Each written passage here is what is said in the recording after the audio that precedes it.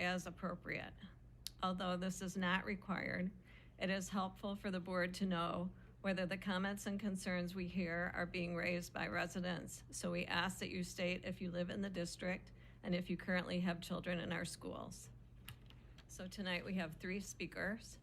The first speaker is Shannon Adcock.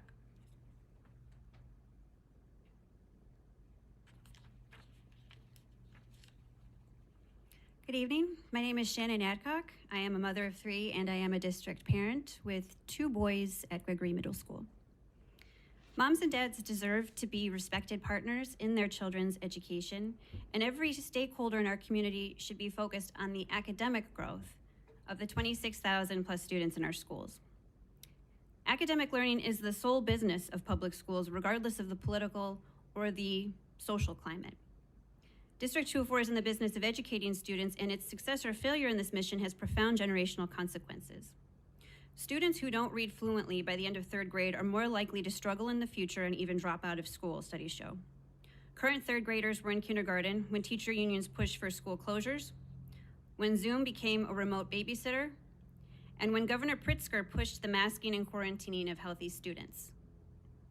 All the above disrupted their learning. However, the pre-COVID academic scores were already showing cause for concern.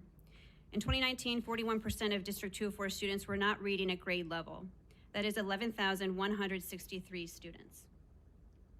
43% of students were not proficient in math. That is 11,623 students. Then the failed pandemic policies began. Parents and community members are rightfully wondering when school leadership will openly address the concerns over learning loss and lacking curricular integrity. Case in point, last meeting, not one board member mentioned the content of the National Sex Ed Standards 2nd edition. Why? Illinois is the only state to adopt the National Sex Education Standards. They are radical. I encourage all district parents to learn about these lessons and to visit awakeil.com/opt-out for information. It also contains an opt-out form for various lessons or discussions that may be in conflict with your expectations. As a concerned parent, I ask that 204 formally opt out of comprehensive sex ed as soon as possible.